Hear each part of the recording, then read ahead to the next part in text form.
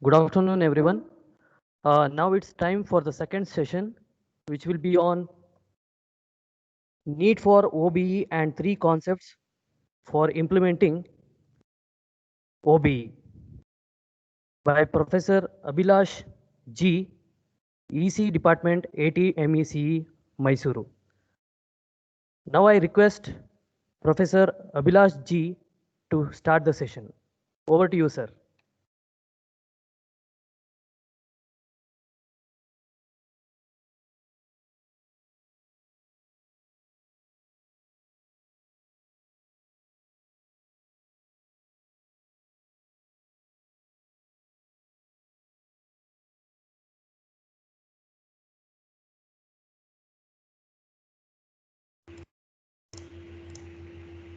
Thank you, Pawan. Am I audible? Yes, sir. You are audible. Continue. Thank you. Good afternoon, everyone. We come to the second session of our 3-day FTP on AICT exam reforms. I think I already a brief introduction has been done, a very detailed introduction has been done by Ravi sir, and we will be looking into the next part of the same concept.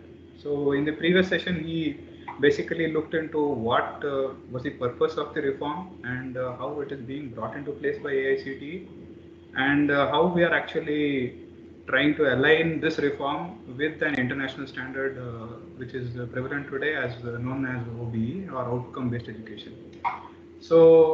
In this session, I'll be mainly focusing on what OBE is, and more than what OBE is. OBE is something that is spoken about very commonly by people around.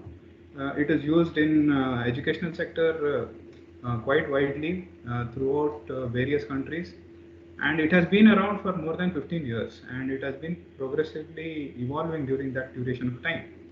And we have adapted one form of specific form of OBE for technical education, and today what we are going to focus on is what could be actually useful for us as being implemented by AICT. In today's session, we will be looking at what is the need actually for outcome-based education, and then we will not further delay things, but we'll directly get into the practical aspect of implementing OBE. So when we are looking at the practical aspects, we are actually going to understand what are the elements of OBE, that is, what are the different elements of OBE and how they go together with one another, how they have to be connected, so that an entire process can be integrated, which is entirely based on OBE. And each of these elements will actually be discussed in detail by my colleagues in the following sessions. But in this session, we will just look at each of these elements and what they mean in the entirety of OBE. Before we get into this, the first question that we always have to address is why outcome-based education is actually required. One should think uh, what is the purpose of going into OBE? Because that is a very valid question most people will have. Now, as an example, I would like to take this very simple case of where we find students going to specific trying for a new job as a fresher from an institute, and it's a very common problem that students face. And when you have one single student trying to apply in one institution and another student from another institution applying.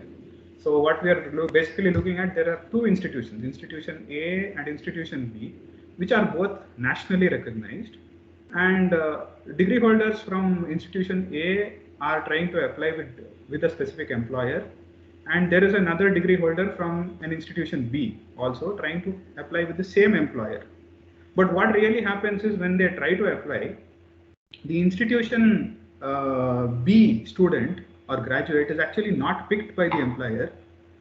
He is actually rejected, and when you do a little bit of digging into, he finds out that the employer has not chosen him because he is from this specific institution, and his name, the name of the institution from here which he has actually graduated, is not there in the list of NBA accredited institutions. So it has become a very prevalent practice with the HRs in various companies to actually adhere to this NBA accreditation and look for the institution, for the graduate to be coming from an institution, from an NBA accredited institution. And we have seen quite a number of cases of students coming back and letting us know that this is happening.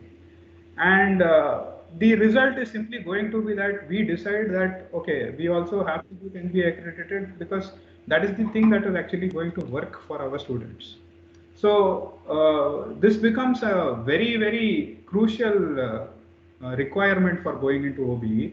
Not necessarily the only requirement, but I feel that this is one of the important ones, and therefore I have added this. Now, what are the things that we have to remember in this specific example that we have picked up? Now, it's something that you have to look beyond boundaries, and the boundaries we have to establish is that institute A and B, they don't have to be something within our state or within one state. They can be in different states, and if possible within different countries also. There's no limitation to the boundary. That is, the graduates that are competing can be from two different countries itself. And the employer can be a very large industrial giant. He could be a multinational industry giant. He does not have to be some small industry in that particular region, but someone who is globally based. And also, what is the difference that you are going to look at when something like this happens? So when you are globally based and you have to pick an employee out of the millions that are available, you have to have some kind of common scale for picking up graduates. And when you are picking up graduates from two different institutions, it is going to be difficult. Two different universities, something else. But imagine picking up two different graduates from different countries entirely. And that is something that is going to be very, very complicated. So in order to ensure that all the graduates that you are picking up are going to be of good quality, you need a common scale. If I may say so, you need a common scale to actually ensure that they are up to the mark. A measure of quality is what we require. And this measure of quality is what was established by Washington Accord. And they use OBE or outcome based education as this scale for measuring the quality of a graduate. So if your institution is actually prevalent with the OBE process, if you are using the OBE process correctly, then the Washington Accord is okay with that. And if you are okay with it, then you get to be a part of the accord. And in helping us getting into a part of this Washington Accord, NBA has been made a signatory with Washington Accord. So NBA becomes the national level accreditation organization for us that allows us to be on a standard which is internationally acclaimed.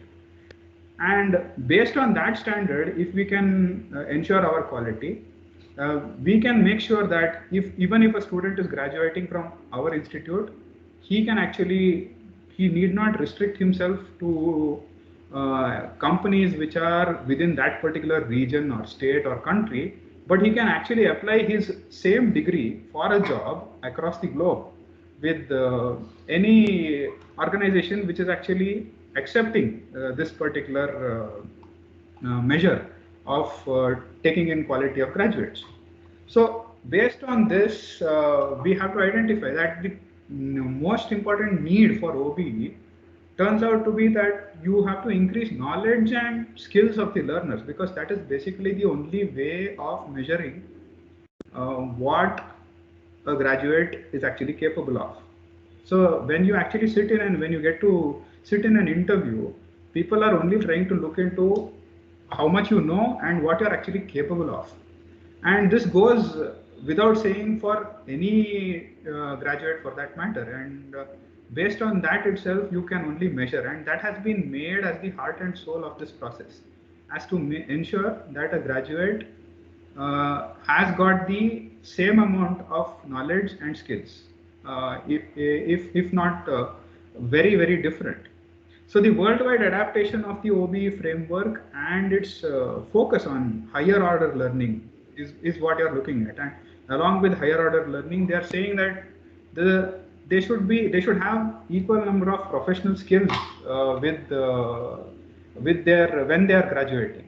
So once you graduate out of an MBA accredited institution or an OBE based system, you are supposed to be a graduate who is capable of both of these things to a significant level, and establishing that level in a global framework is what we are actually trying to do with OBE. Now, when this is all happening so fast, we have to be joining it. If we stay out, it will only become a problem for us later. So in doing that, the OBE framework requires your basic adaptation of essentially these three different things, three different aspects. I think Ravi sir already looked at this, but these three aspects are what is essentially makes what OBE is, and we are going to keep focusing on these three things again and again when we will come back to them at each and every stage of what we are going to look at today. So the first thing is what we already have in any curriculum, that is the content. How much of the content, what is the content, to what depth we are going to cover anything that you are going to teach in a lecture or a class or a course. That is the first thing. That is what we teach. The next thing is knowledge delivery, the lecture delivery or laboratory that we conduct. That is how we teach this. So basically, it's not a simple lecture only kind of environment that is preferred anymore, but you should have different means of knowledge delivery, which is more distributed, so that people with different receiving capabilities receive them well. It becomes essential because some people might not be just good at reading, they might be good at executing things. So if you teach it in a way where you can actually execute or conduct an experiment or carry out a project, and you can learn things faster, then that would be more effective. So depending on your audience, you decide how you want to deliver what you want to deliver. And the last thing that comes into play is what we call as the learning aspect. So these two are prevalent already, but the learning aspect is what becomes a problem for us usually, because we teach, but how far is the student actually learning what we are teaching? Abhilash sir, if I may interrupt, I'm sorry, but PPT you're not sharing, I think. We can see only your view. Oh, The I'm PPT is sorry. not visible. Oh, I'm sorry. I'm sorry. I think.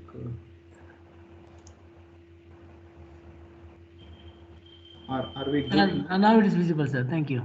Now it's visible. Please carry on. Oh, sorry. Okay. So the third aspect is how far what we are taught is actually being learnt by the student as such. So in doing something like that, we have to have a system where we can actually assess how much of what we have taught has been actually correctly grasped by the student, and if it is not learned, does the student really have to learn the whole thing, and to what extent it has to be learned by him. And based on how much it is he or she has learned, we have to give an assessment of his skills, and that becomes the third and most important aspect of OBE, as we will look at it in the. So in continuation, we can see that OBE is all good. It comes with Washington Accord. India's continuation into the Washington Accord entirely depends on the teaching fraternity in this country, actually ensuring that we implement OBE in the institute and we get accreditation into NBA, because only then can NBA continue to remain a part of Washington Accord.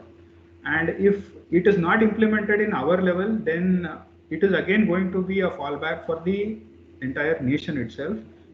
And, to keep the cogs turning, to keep the entire OBE process functional, to keep India's membership in Washington Accord, it is essential that OBE be used in the institute. And without that basic thing, we cannot achieve it in the national level.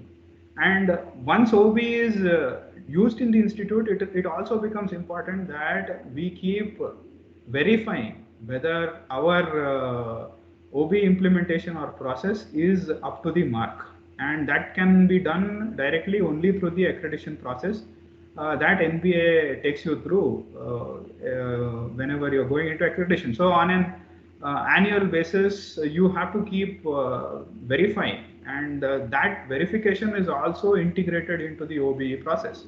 So it is just not about teaching and letting things go, but again, you have to verify.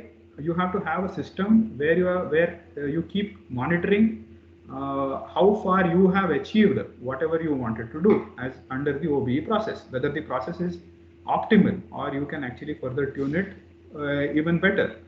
So that becomes the second aspect for need for OBE. Now, OB also is a paradigm shift. It's not just a change in one or two aspects, but the entire process, the entire paradigm of how we teach and what is learned, everything will have to change. But when this change is coming, it is basically dependent on how you look at the process now. Previously, when we are looking at any qualification that a graduate has, we are focused on what is the vocation that that particular graduate is actually going to follow. So based on your vocation, you decide, based on what kind of job you are going to do, what you want to do, you decide what is the qualification you want to pick. But that has in itself a drawback. We are in a scenario where we are looking at the industry changing so rapidly that graduates who have passed out earlier cannot continue in the industry without an upgradation, without a certification, without learning new things. You don't have the scenario which was there 30 years ago where something like that is possible. You have to keep updating, you have to keep learning new things if you want to survive in the industry. So it's entirely about something called as lifelong learning, and without lifelong learning anymore, it is not going to be possible to survive in the industry. And if that has to be inculcated in every student, it has to become an essential part of the teaching process itself. So without lifelong learning being made as a part of the teaching process, it is not going to work. And OBE is making sure that lifelong learning is integrated into whatever we teach. See, the next thing that you are looking at is when you decide what is the vocation that you want to qualify. In the earlier scenario, we decide that we are going to learn that whatever is required for continuing that vocation from an expert who is already knowledgeable about these things. So you go to him, you learn from him, and then you continue in your own way. But now it is not just about learning whatever is required for that particular vocation. It is more about building competencies. Competencies basically mean skills required for coping with everyday necessities in working in an organization. Talking to people, building new relationships, things as simple as that, to something as complex as writing a document, writing some complex technical article or a document. Why did all of this become so important now? Previously, there was a job role. There was a job role for every individual. One person did all the writing, one person did all the work. But now we have come to a stage where one single person is expected to do everything himself. So you don't work on a single dimension of the job that you're working on, but you are looking at it from multiple dimensions. So once you start something, you have to essentially take care of the whole thing, including the documentation, including the research on that. You may have to handle the finances that come with it, the technical aspects that come with it. So a graduate will, with more number of competencies, is obviously going to survive easily in an industry like that, and that has become the key in working in the educational scenario today. So building competencies has been made an essential part of the OBE process itself. So when we have both of these aspects added together, the preference of the employer is what we are actually trying to gain here. So the employers will prefer graduates with such abilities itself. So today I have a process in the industry, today I have a project that we are working on. That project, we need some specific skill set. So we train our employees on that particular skill set. And once that process or project is complete, rather than firing the employee and hiring a new person who is again knows how to handle the next project, you train the employee who is already there with you, whom you know is capable of actually learning this entire thing newly, and he has the competencies to actually quickly learn all of these and get started with another project. So that is exactly what an employer is looking at. So in looking at this aspect, it becomes important that students or graduates that pass out of our institution are not essentially simply learning things required for only one essential process, but they are equally capable of switching over and taking up multiple tasks. So it becomes the new paradigm. It has become the new paradigm, and it has become the necessity today. And we are actually in a stage where the country is actually going into a scenario where we are going to have so many opportunities opening for us at this point of time. And it is essential right now at this immediate point of time to see whether we are capable of producing graduates like that. And that will actually put us in a race which will push this whole system far, far ahead than we are today. So the 5 different reasons, looking at all of whatever we have looked at so far, the 5 different reasons for adapting for OBE. The first one is that you have to stay competent at a global level. And in order to be competent, that simply means that we have to remain a permanent signatory of Washington Accord. And this is a national level implication for us. And that will directly mean that you have to get NBA accreditation.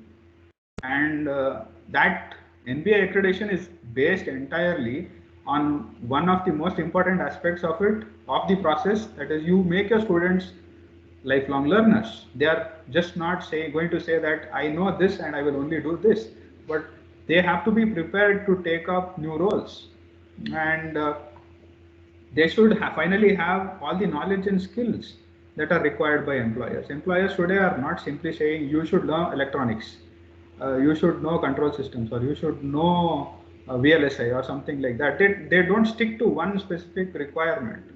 They are saying, you know, programming, fine. Today you program with one tool, tomorrow I am going to ask you to program with another. Will you be able to switch from this to that?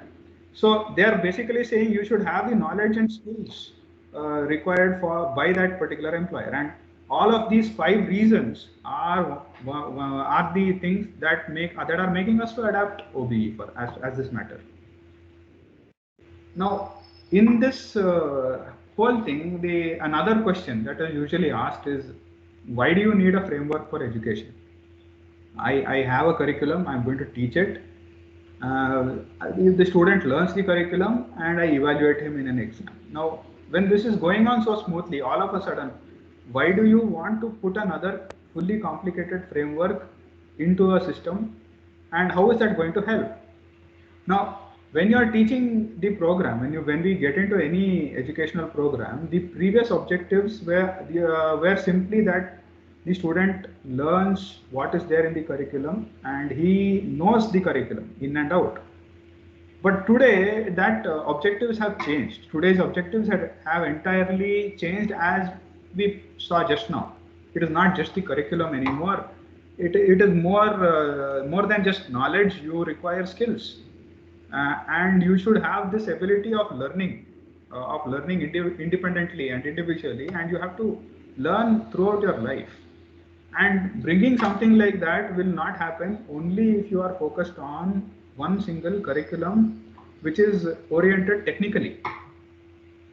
So OBE is telling us what to do, and OBE says you don't simply focus on curriculum. The curriculum has to again change. It has to be centric to students. today's curriculum, we are focused on what we are going to teach depending on what we know. It's a faculty-centered or a lecture-centered curriculum. But now, what is being planned is what we intend to do is a student-centered curriculum. So depending on what the student is actually capable of doing or how he is capable of learning, you change your mode of delivery, you change what he wants, and you give it to him the way he wants it. So that is one aspect of curriculum there. The second one is the instruction model itself. How we are going to teach or how we are going to make sure that he has learned everything that he is supposed to do within the graduation period. So once both of these things are done, then the next aspect is what can the student actually do once he has learnt all of this? What is he capable of? Practically, what can he do? You have taught him, you have asked him to write an exam, he has written the exam, but now what? What will he do with what he has learnt? That is the final assessment, and how we are going to assess the student comes into play as the third and most important aspect of OB. So we are entirely shifting our focus from what I am going to teach into, okay, what can you do after I teach this? So the student is actually supposed to be able to do things. So the entire focus is on do. What can you do after you have completed this? So when it comes to that, it clearly becomes what have the students learned, and what do they want to do once they have learnt it, and finally, to help students to learn this, how do you give this curriculum to them? And finally, you have to find out whether what you have given, to what extent they have actually understood, and to what extent they are actually going to be capable of applying what they have learned. So these four questions are the key things that is being addressed entirely when you are looking at OBE. So the entire philosophy of OBE is around these three things. We looked at it as in one aspect. The second aspect of this is what are the things that you are going to put inside the curriculum, and not just put inside the curriculum, how you are going to deliver this and make sure that the student is going to learn the entire thing correctly. You don't say that, okay, I am teaching now, he has learned, he has not learned. That is not supposed to happen. So what we really are going to do is, I have taught, he has learned, but has he learned it correctly? If he has not learned it correctly, then how do I get him to learn it correctly? That has to be part of our curriculum, and that is what we are looking at in teaching and learning along with our curriculum. So these two have to go along together. So when you are designing the curriculum itself, you have to make sure you have a proper means of integrating the two of them to ensure that whatever we teach and whatever they learn, we should be able to assess. We should have some kind of scale where we are able to assess whether I have taught so much and has he grasped everything that I have taught. And if he has not grasped, what am I supposed to do to make him ensure that he is going to learn that correctly? So in order to do that, I have to do what we call as the assessment. That is the third aspect of our entire OBE philosophy.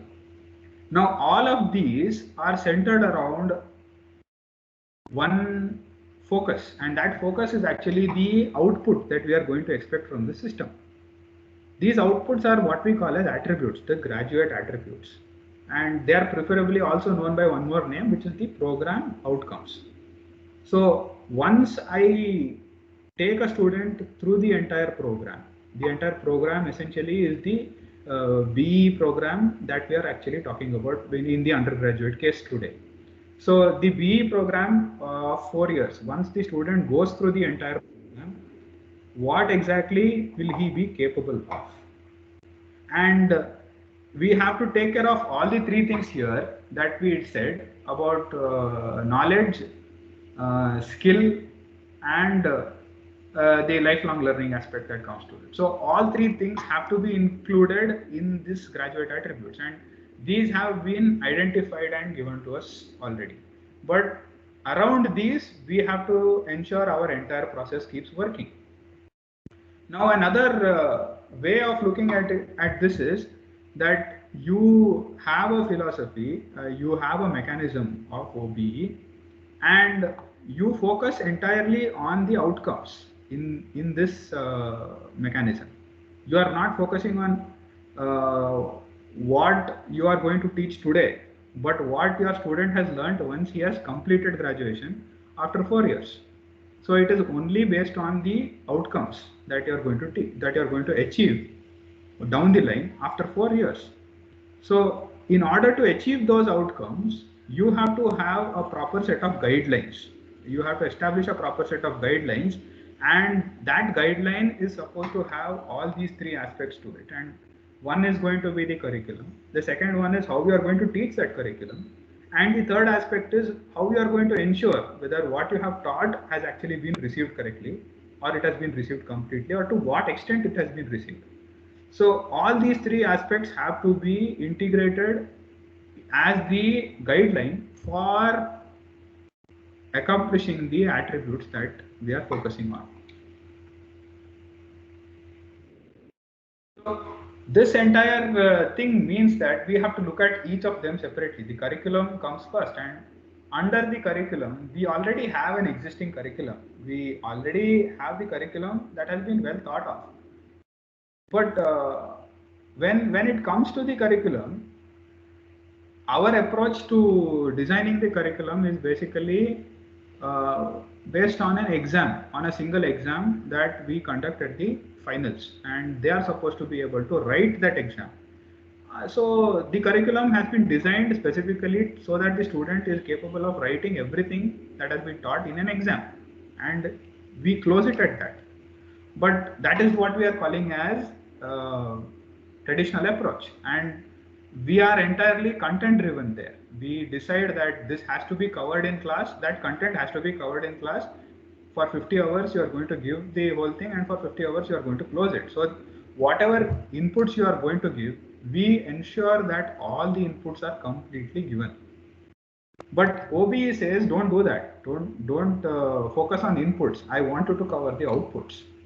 So before you start the curriculum, before you start the class or the lecture, before you start the semester itself, you have to ensure that you decide what you are going to get after the subject or syllabus is complete. It should not just be the student's capability to write an exam and to close the whole thing. It should be more than that. You should have more focus on other things that the student is also capable of doing, rather than just writing the exam and closing the subject. So the focus is not just on subject. Here previously it was only on the subject. Cover the curriculum and you conduct a test on assessing how much the student has actually learned and is capable of remembering or mastering or doing whatever has been taught in that particular subject.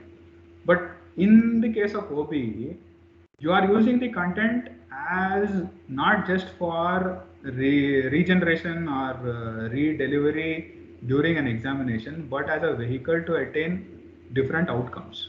Outcomes not necessarily focused only on technical aspects, but also focused on different skills and different competencies that a student should have once he completes graduation.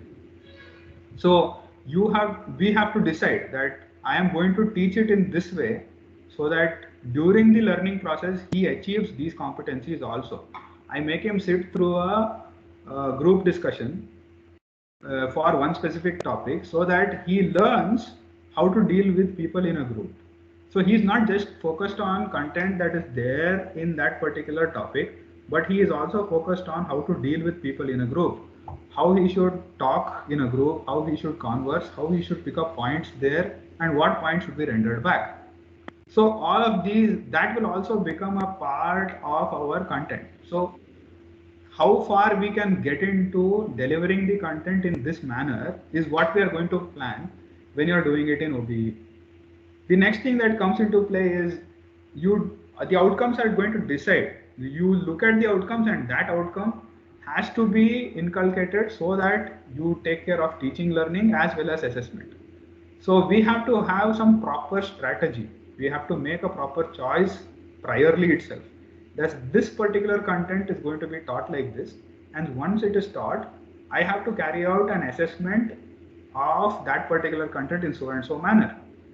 So if you did a group discussion in class, as soon as you gave the group discussion, you have to immediately do an assessment there itself. During the discussion itself, you check who is talking, how they are talking, and that itself should be treated as an assessment strategy for ensuring that the content that you have delivered has also worked and it has also achieved the remaining outcomes other than the knowledge aspect, and how far it has been covered by the student in that particular case. So OBE is making sure that both of them are coming into play. So the next thing that comes into play is that you are not looking at a scenario previously where everything was simply pouring in. I know everything, I am going to teach you everything.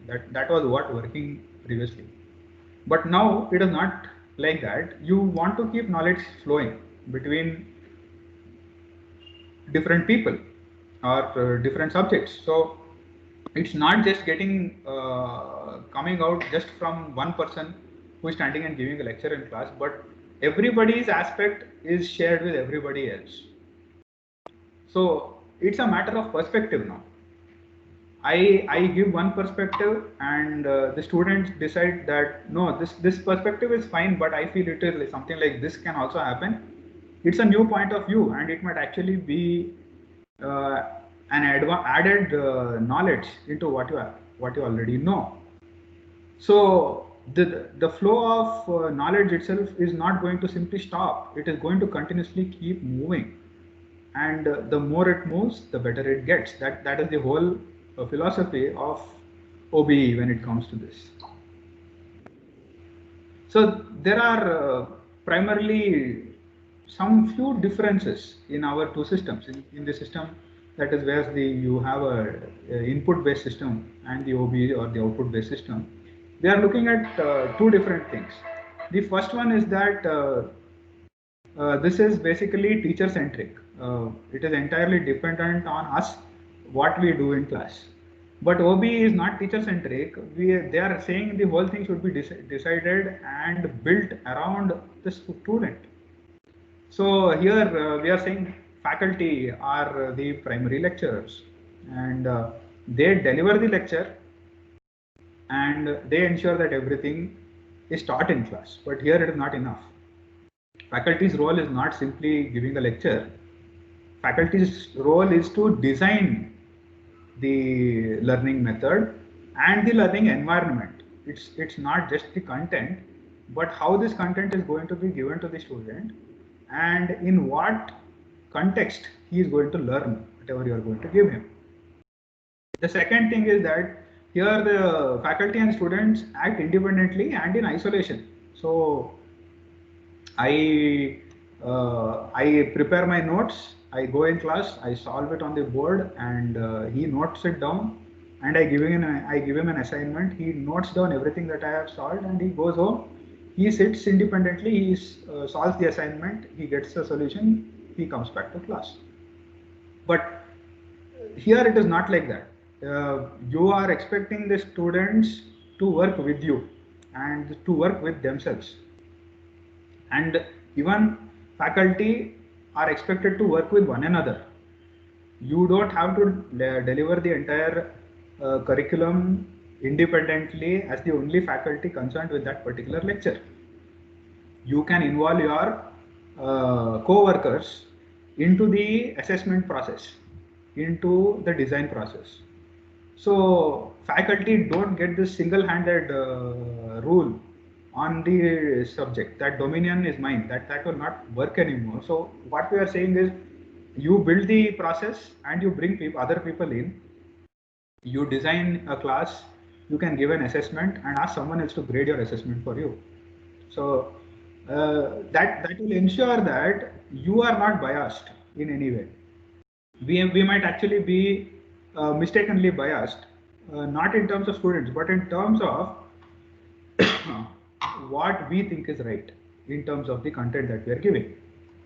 But another person's perspective on that might actually change our opinion also, and that is what is actually being told is better in this particular system. The next thing that comes in play is that we here are going to simply classify students and sort students.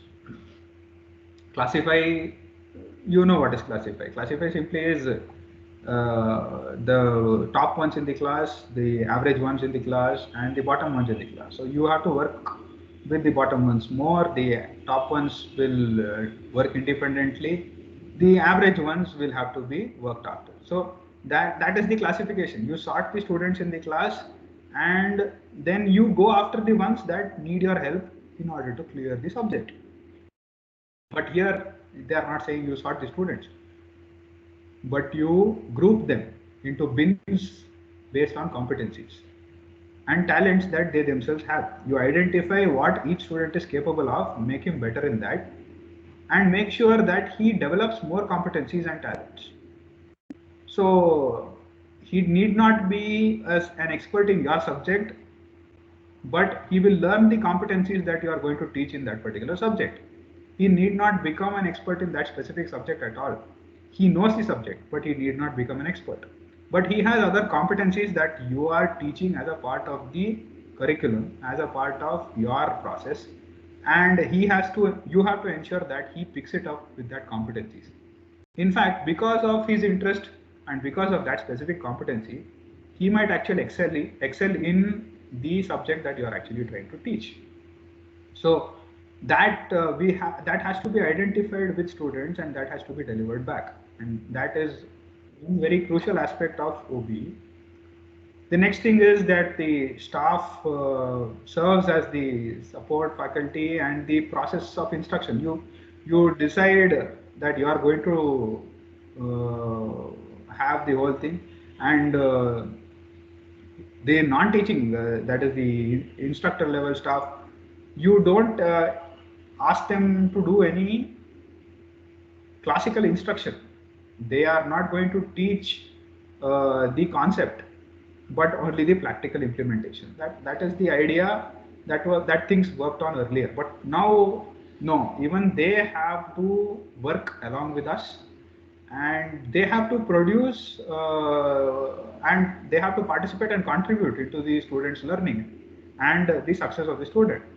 So they don't have to be bystanders who just instruct them in the laboratory, but they can actually be integrated into the program, and they can be used and they can themselves contribute to what the student is going to learn and how to make sure that the process is actually going to work correctly.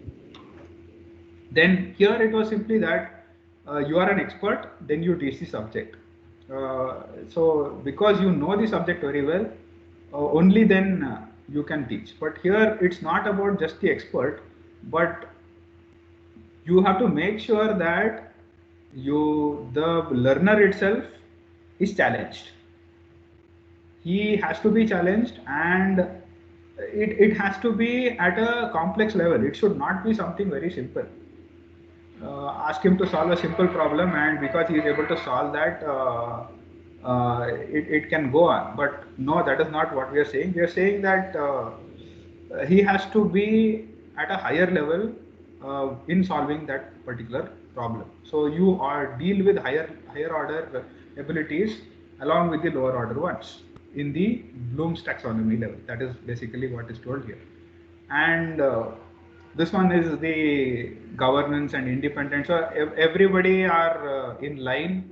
You answer, the students answer to you, you answer back to the students. There is no what do you say, group work. There is nothing like that. It is just that everybody answers to what is being done in class correctly. But here you don't have to do that. You can split the class, you can assign them into teams, you can also decide who is going to be playing independently, who is going to be working in teams. what aspect of the learning process will be actually be shared, and what aspect of it they have to work independently. So you can design the curriculum based on that, and that will also give more space for us to cover competencies, more additional competencies, and it will also improve the overall performance of the student in general. So in all, if I'm going to simply say what the essence of OBE is going to be based on what we have seen, it just ultimately it is saying we are not bothered with not what is taught, but what is learned. And we have to make sure that each program is formulated to specific learning outcomes. You want some specific learning outcomes, and based on that, you are going to design the program. And finally, what we teach, how we assess. These three things have to be aligned with the learning outcomes that we have identified. They should be aligned with this. So you don't simply continue teaching. You have to make sure that they are actually taking care of covering all the learning outcomes.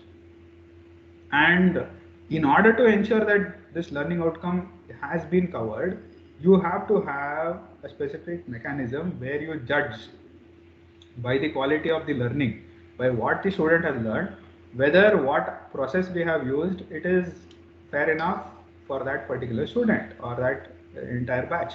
And if we have to make any changes for that, we have to make sure that those changes are integrated into the system the next time we start again.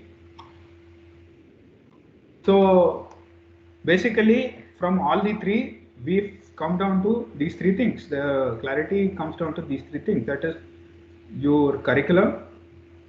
What are the things that you have to do based on the curriculum, and the outcomes. Once everything is over, what are the outcomes? So these are the three things that were there in the OBE philosophy. Again, it is the same thing. So these three things have to be clearly defined. So what is the starting point? Where do you how do you design the curriculum?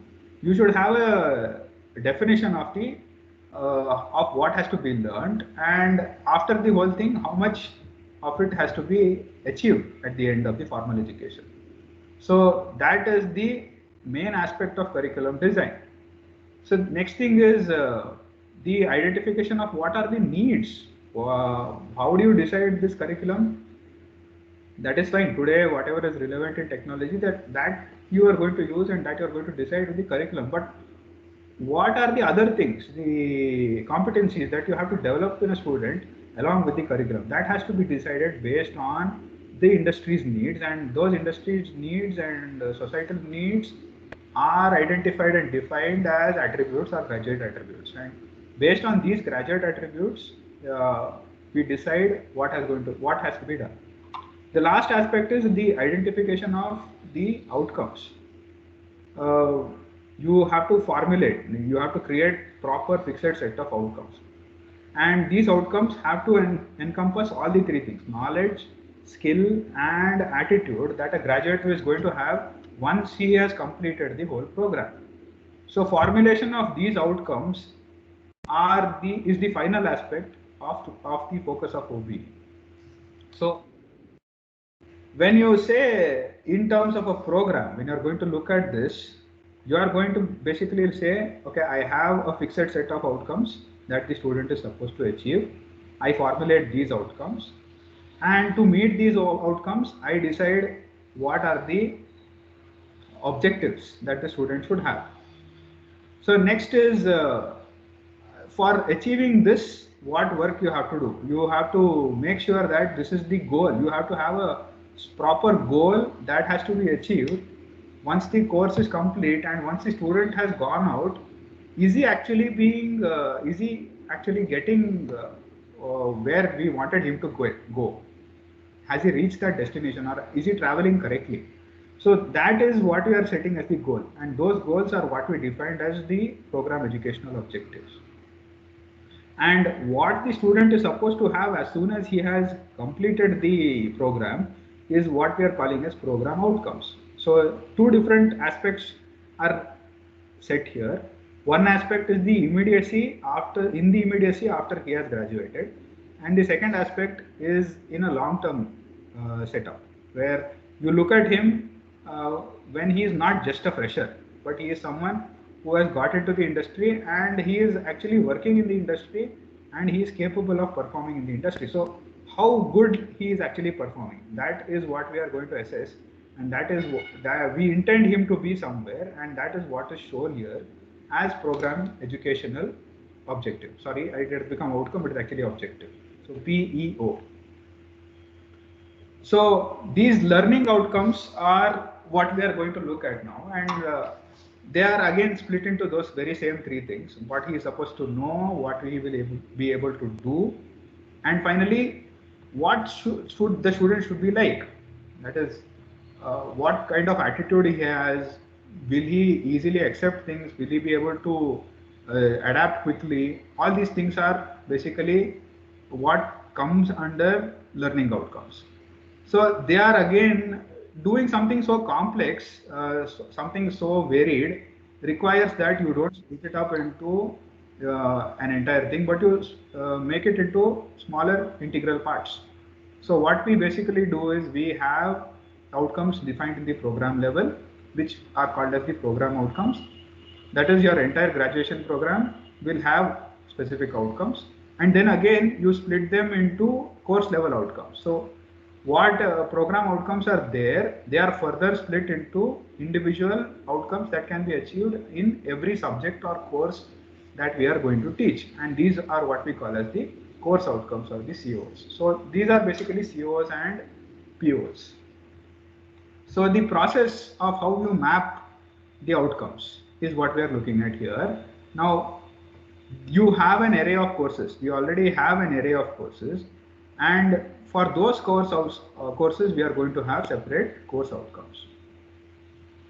And those course outcomes are actually related to the program outcomes separately. On the outset, when we are going to teach all of these courses, each of these courses is actually going to cover all the program outcomes that we are going to have. The outcomes have to be covered by each of these courses. So all of them don't have to be covered, but some part of the program outcomes will have to be covered in each separate course outcome. And in order to achieve that, you have to take the student through an experience, an educational experience, and we are the ones who are creating that educational experience. So whatever curriculum we create, whatever process we create for delivering one program, that has to be split into separate courses. So as a teacher, as an individual course instructor or a course coordinator, we are going to have to decide what the student is going to experience in order to achieve the program outcome. Which program outcome he is going to achieve through your specific course, you have to individually design. And in the departmental or the program level, all the programs have to together achieve the entire program outcome together. So this split up or this mapping is the entire basis by means of which you design the curriculum. So again, the same thing, you have multiple courses. Each course has got multiple course outcomes, which are together trying to cover the entire program outcomes. So how many other program outcomes we have, those have to be covered through individually through all the course outcomes. So it need not be that one entire program outcome has to be covered by, or all the programs have to be covered in all the course outcomes. That is not physically possible. So rather than that, what we do is we decide a small framework here where we split the entire program outcome into constituent parts that can be fit into the course outcomes that you design for each of the courses that you have. So in splitting that up, what we basically do is we again split our course into topic level outcomes. Whatever subject you have, whatever single subject you have, we have modules or chapters that we cover, that is again split into topics.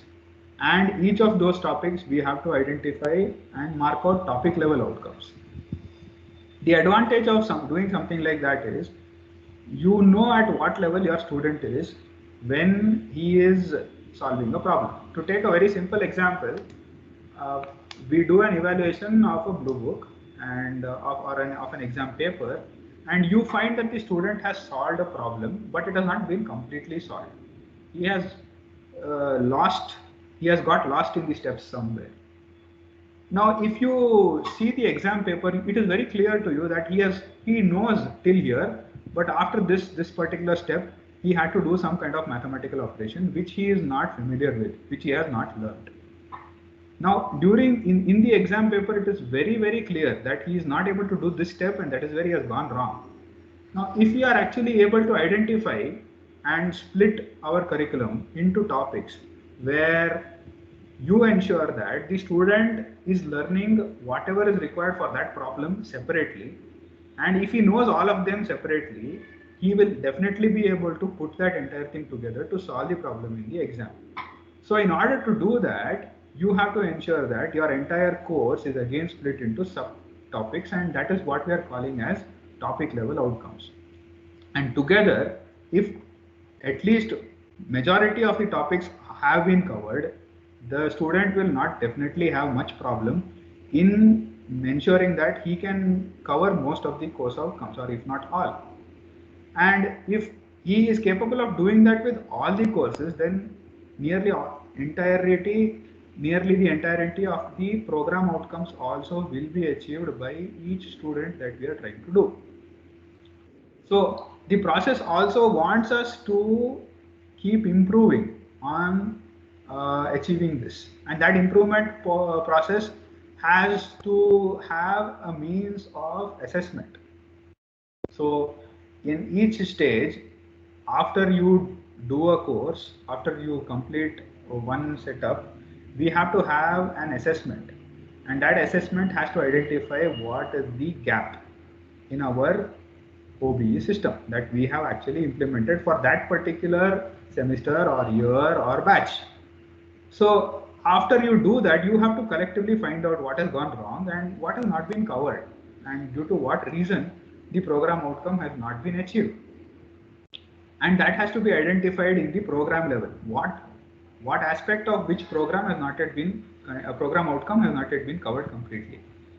And that again assessment has to be extended to the course level also, in order to determine in the course level what has gone wrong. So in the lowest level, when something has gone wrong, that has directly affected us in the higher level. So you find out what has gone wrong in the lower level and close that gap there also, and find out if this gap is actually covering the other one. So this process has to be integrated when you are trying to do OBE.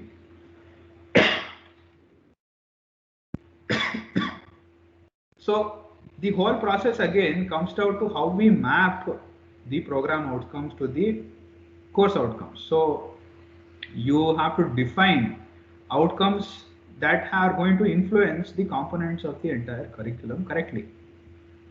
So they are basically going to define the scope and structure of the content, how much of depth you are going to give into this content that you are going to give, and what kind of structure you are going to give into the content that you are going to give. So the scope and content will take care of all these three things: the knowledge, skill, and attitude that is going to be achieved by that particular means of delivery in a specific course, and therefore the overall program. Second thing is the instructional method, how we are going to ensure what is the kind of learning activity that you are going to carry out to make sure that that particular topic or subject is going to be taught. And finally, what is the assessment method that you are going to use? Because I have taught it in some specific manner, I cannot carry out the same assessment for all the instruction methods. If you are going to do a quiz in class, you cannot conduct a quiz for all the types of instructions that you are going to do. You ask the student to learn something by the means of a seminar. You don't ask the students to do a quiz, because the seminar will be given by another student. So if you want to assess the students there, you have to find out some other alternate means of assessment for it. And that creativity is the thing that is entirely being challenged in this process. So the whole thing has to be aligned. You are going to have to design the course and therefore the entire curriculum and therefore the entire program. And in designing the entire program, you have to take into aspect all three of them. So in the course level, in the subject level, we have to take into consideration three things together. The first thing is the content that we are going to cover, the syllabus. BTU has given us the syllabus and we are going to have to use that. But how are we going to teach that? That has to be decided by us. And simple lecture will not cover all the aspects, that is very clear to most of us by now. So what other methods can we use to ensure that the entire content is picked by the student? And finally, how much of it has been picked? That is the third part, which we are calling as the assessment. Again, assessment should not be restricted to only a test or an internal or a quiz. It has to be more than that, and we have to find means of doing this. And this overall thing will ensure that you achieve whatever you wanted to. You decided that this is going to be outcome of this course. So have you achieved that outcome on the course, and to what extent it has been achieved?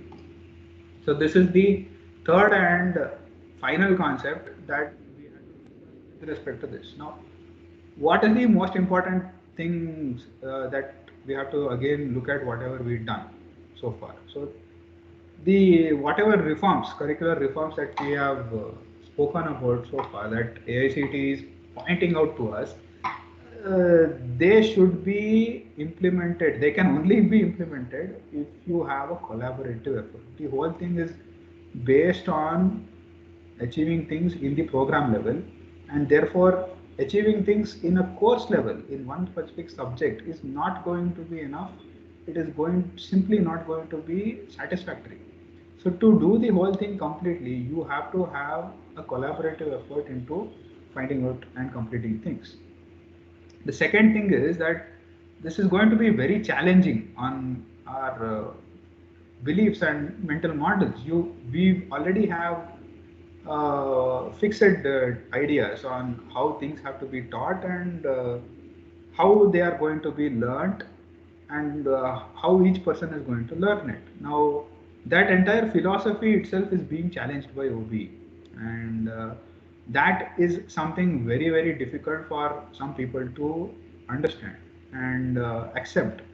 So the first thing that we are going to have to face is this challenge of acceptance. That what we know, we have to further extend the boundaries of that on how we are actually going to have to teach this, or how we are going to have to carry out an assessment, or what is the process that we are using entirely, how far and how wide we have to change this process.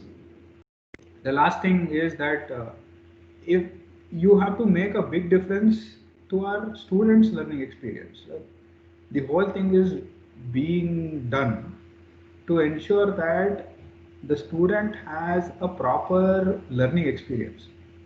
The entire problem here is that the student is not learning because every student does not perceive what is being taught in the same way.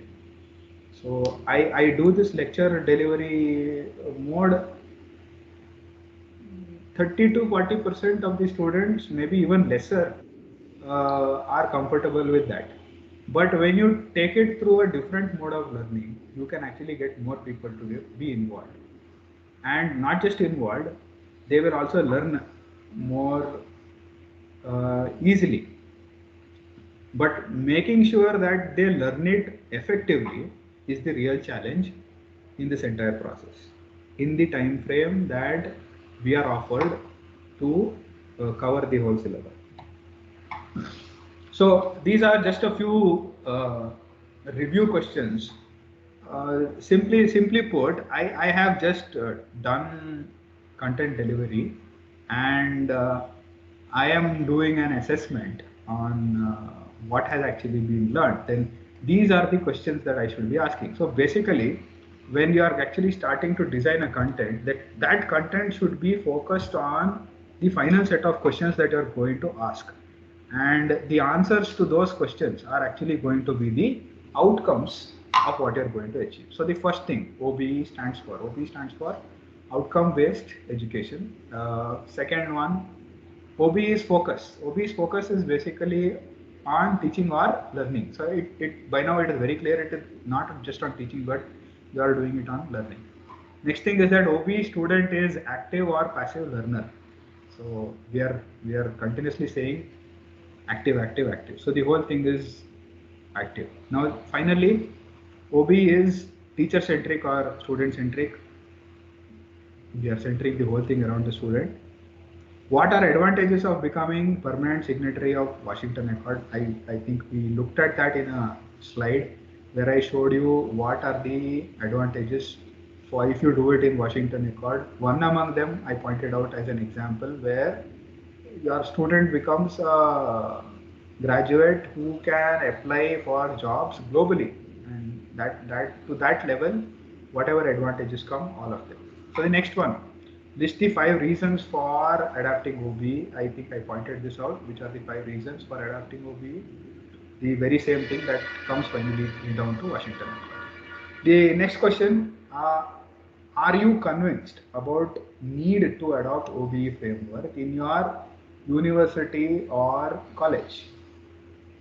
Now this question is to be answered by the individual. It does not have a fixed answer, but I would say that if you are not convinced yet, you need to go through AICTE's exam reforms policy.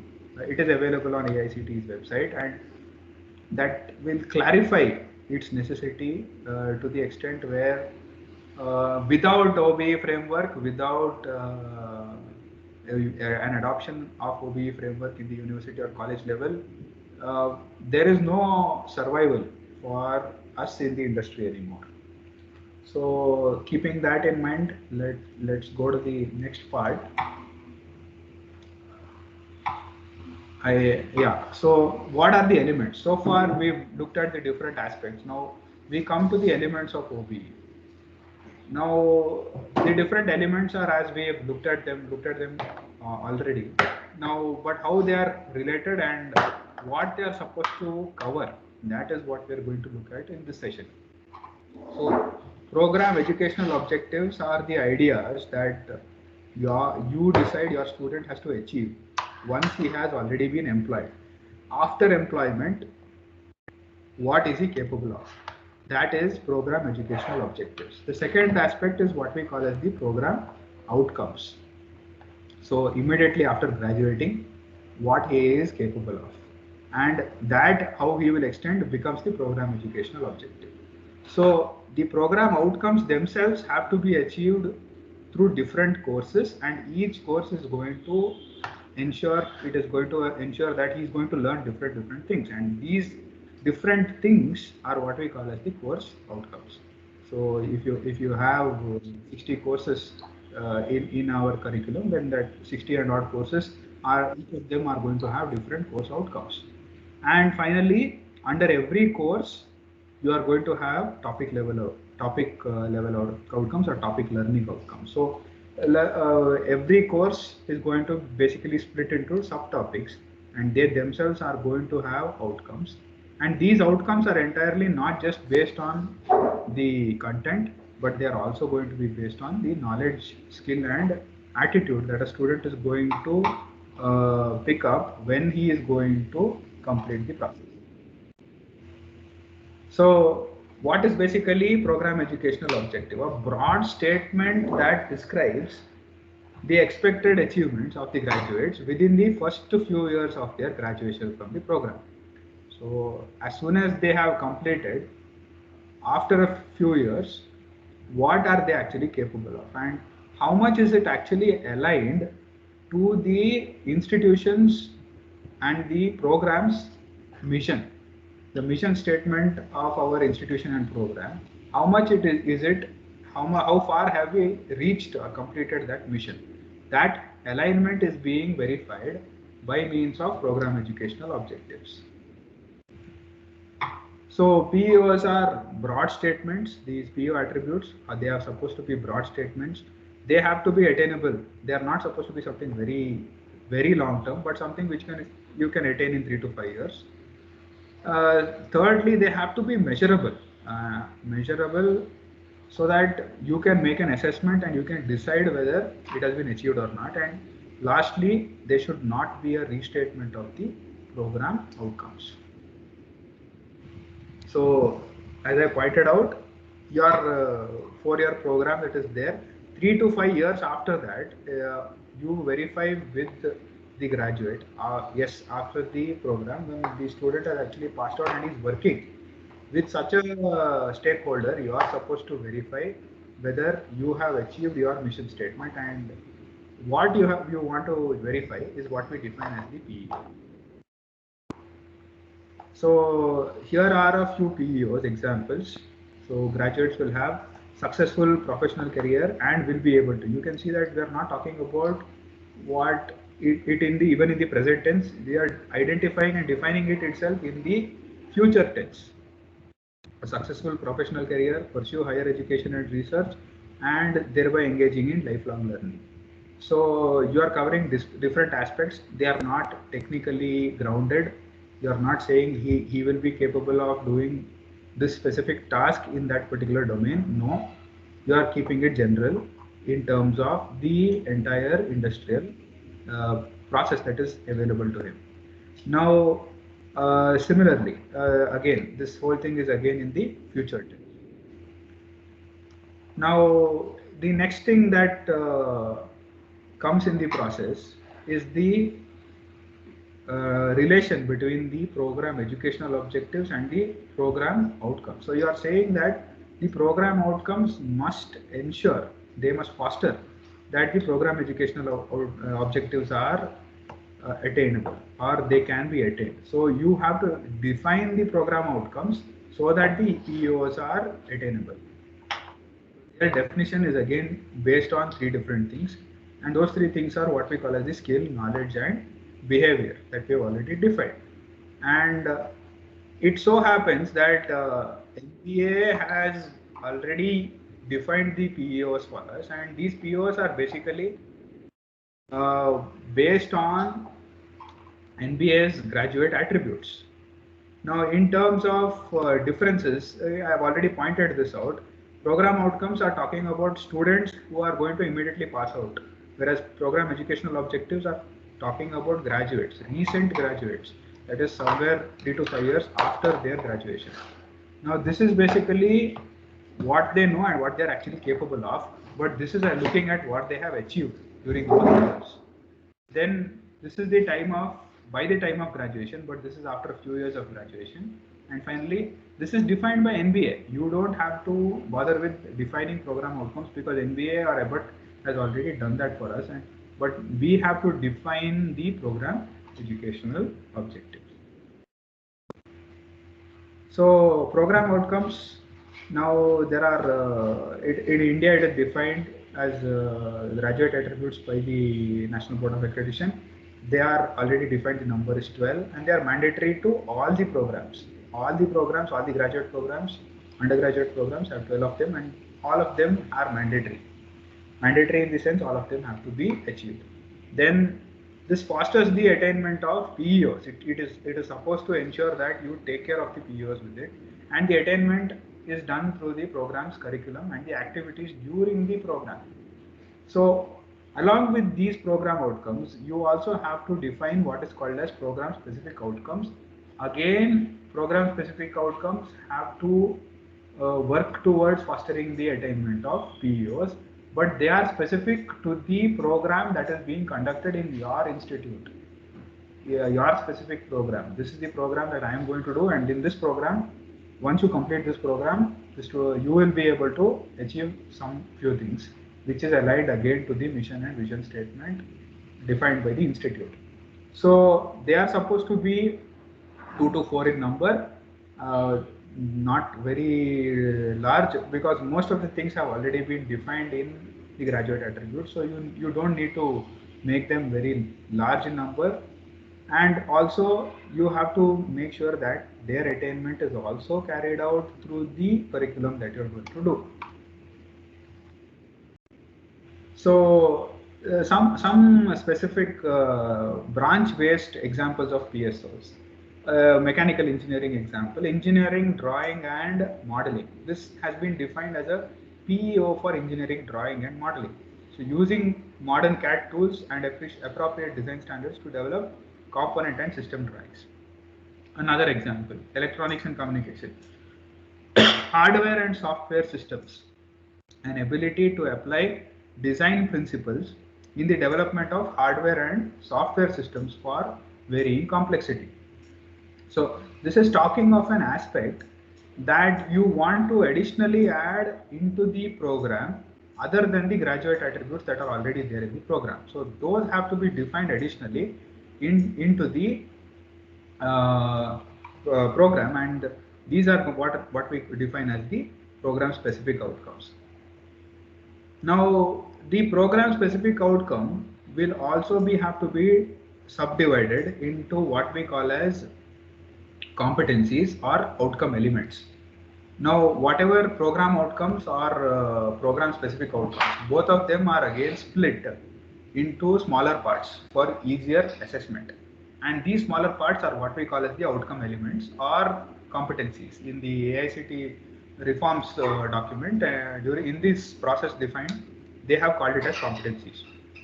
So PO or PSO is defined, split into competencies, and each of these competencies is again split into smaller parts, even smaller parts, which we call as the performance indicators. So these performance indicators are the ones that are mapped with our course objectives directly, instead of mapping an entire PO or a PSO with a course outcome, which is very broad. This is very broad. So you split it into something narrower, something more concentrated and focused, and that is mapped with the course outcome that we are actually going to design.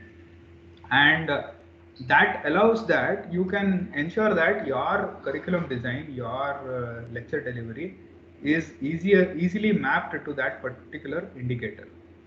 It is more focused to that particular indicator. A quick look at the graduate attributes defined by NBA. NBA's graduate attributes, again having three aspects to it: knowledge, skill and abilities. And there are 12 of them: engineering knowledge, problem analysis, design and development of solutions, investigation of complex problems, and modern tool usage. 5 of them completely oriented towards the technical aspect, the knowledge aspect. The remaining are oriented towards skills and attitudes. So the split up is very clear, and you have to decide how you want to map each of these POs into the COs. These will be the mapping process will be discussed in detail in the sessions, following sessions. So I'll not take much of that into this. So rather quickly, what is the thing that we've seen so far? The program outcomes getting mapped into the uh, program educational objectives, and for the program outcomes, we are again splitting them into course outcomes.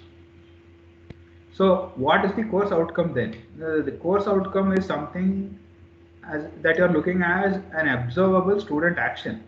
They are statements that define observable student action, and they serve as evidence of knowledge, skill and attitude.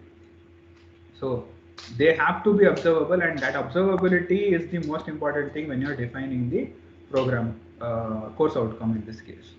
So for a core course, they must address one or more program outcomes. At least one program outcome has to be covered by a core course. That is the main objective of calling it as a core course. And core courses collectively must include the learning outcomes, and they must address all the program outcomes together. All of the core courses together must ensure that the program outcomes are. An individual course need not address all the outcomes. This was repeatedly highlighted to us, that you don't have to make sure that all the program outcomes are covered by one single course, but rather that you try to cover at least one or at least more than one as much as possible. Then guidelines for creating the course outcome. They have to be student focused, not professor focused. They have to be in alignment with the course, program and institutional level. And finally, they have to focus on abilities central to that discipline. So the program outcomes are not central to our discipline, but the course outcomes, we have to make sure that they are central to our discipline, be it computer science or electronics or mechanical or civil. You have to decide, and for that specific discipline, we have to focus it. The next aspect is that you have to take care of learning also, and you have to ensure that learning will endure. Then they should not be in a very large number, they should be a manageable number. Then only they can be easily achieved and assessed. Then finally, they have to be specific. They have to be specific enough so that you can measure them. You should be able to measure how much of it has actually been achieved. And how do you define something like that? So this is an example that was used during the AICTE workshop, and I've picked the same one. It's just an example.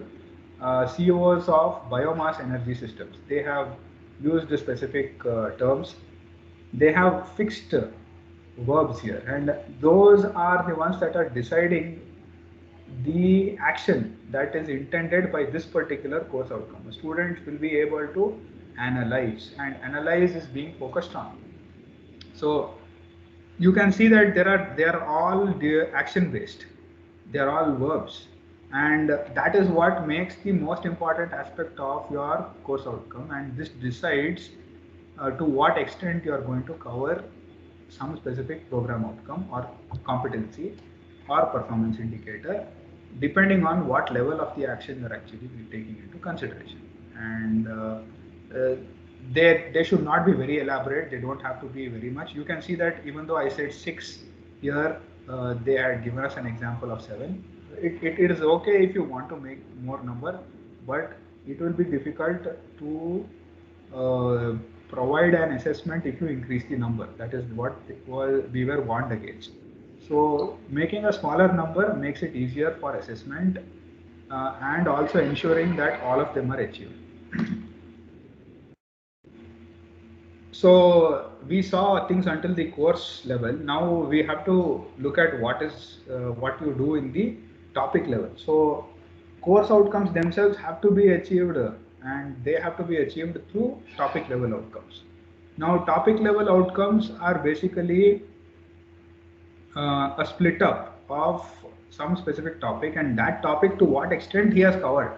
Now in this case I am again taking an example given there. By the end of the topic, the student will be able to calculate for an incompressible Newtonian fluid in fully developed laminar flow in a circular pipe. They are very focused. What is the aspect of that particular topic? This is the topic. Newtonian fluid in fully developed laminar flow in a circular pipe. The aspect is very, very specific. And for that aspect, what is the action? They are very clearly telling us that he will be able to calculate something. What are the things he will be able to calculate? So that aspect, what he can do with that, and what are the things he will be able to do. This is what has to be the level of focus that we have to define a topic learning or topic learning outcome. It has to be very, very specific.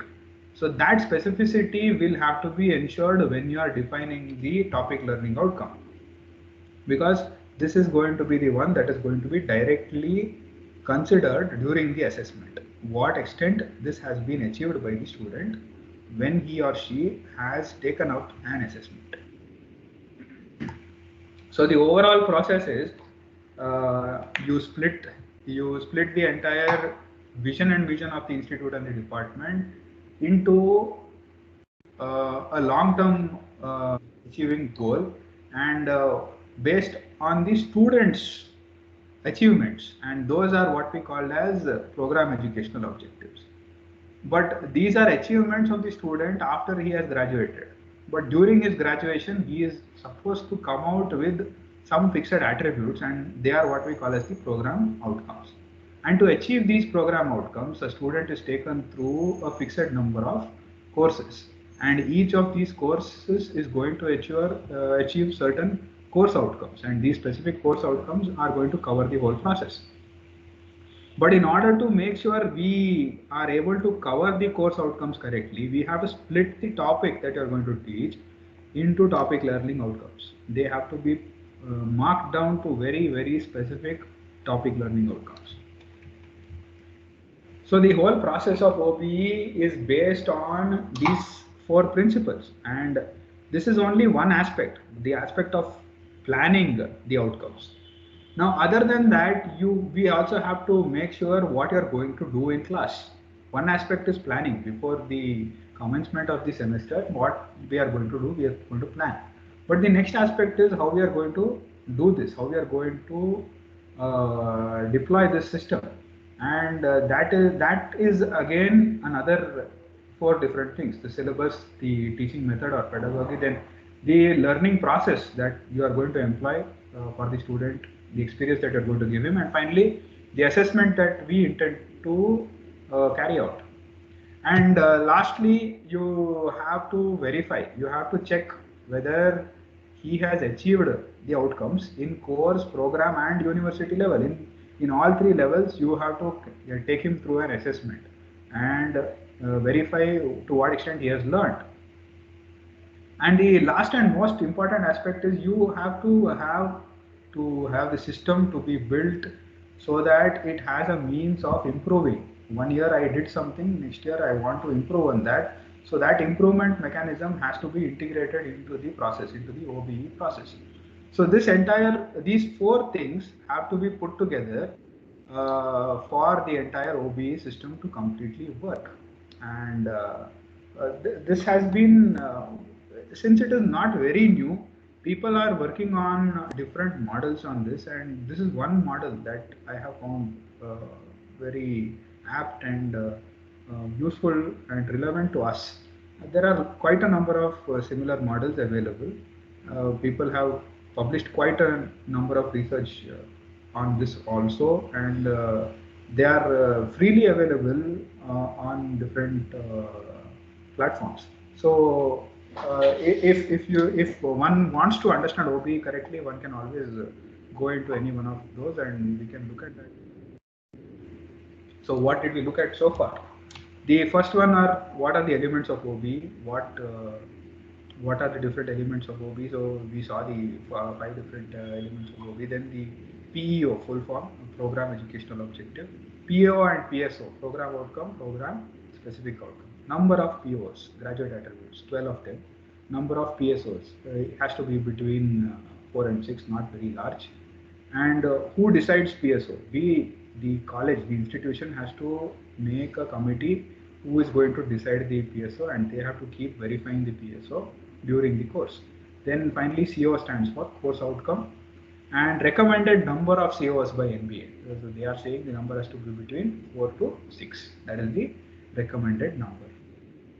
So overall, in conclusion, OBE is basically an international standard. We saw how it works, and we are only focused on educational standards and how our educational system has to ensure that our graduates survive in this global market. And OBE takes care of 3 different things: knowledge, skill and abilities that your graduate is supposed to have when he is visiting us as an institute in the industry. Then OBE aims at modifying the content delivery to make it more effectively for learning than for teaching. We are focused more on learning. Then the content is split into smaller constituent elements to measure what the learner has received. And in addition to knowledge, we are looking at skills and abilities. So these have to be integrated into our process of teaching, learning and assessment. Then finally, the terms that we are going to use for building this system, this framework: PEOs, POs, PSOs, COs, TLOs. And what is the system itself? That we saw this 4 different aspects: outcomes, teaching, learning, assessment, and the improvement. 4 different aspects of the OBE process. and how they have to be gelled together to get the whole system working. So, in conclusion, what are POs? Broad statements describing the achievement of graduates after a few years. POs and PSOs are narrower statements describing what students or graduates have or are capable of doing at the time of graduation. And POs are basically NBA's graduate attributes, and PSOs are what we define them for the specific program in our institute. Then course outcomes are observable student actions, and they have to be defined for specific course, and they must ensure that all three aspects, knowledge, skill and attitude, are there. Then again the COs are subdivided into topic level outcomes, which are very explicit and very focused statements on what a student is capable of doing once that particular topic has been learnt by him. Then finally, to implement OBE, we laid out a process, and the active involvement of all the faculties in the process is most essential. Is that is the most important aspect that I would like to highlight, because in the entire process, if the whole thing has to continue, if you expect continuous improvement, then everybody's contribution is equally required, because all different aspects have to be run by different statures in the system, and each one should perform with the other. Only then this entire thing will actually work correctly.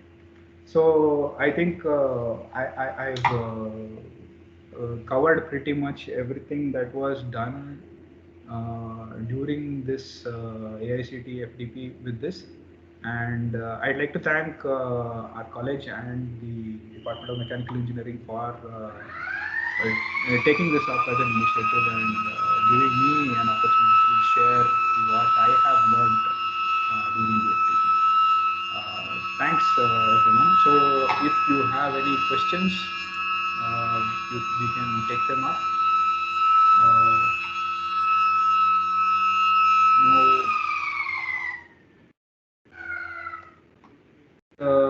Also, let me tell you that each of these things, I have gone through them fast, because in the next sessions, each of these things, each of these aspects are going to be dealt with in detail over the next 2 days.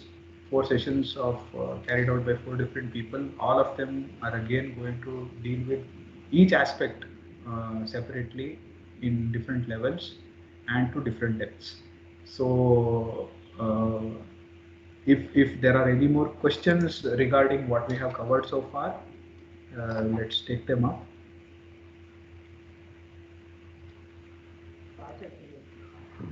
Participants, if there is any questions, you kindly ask the questions in the chat box.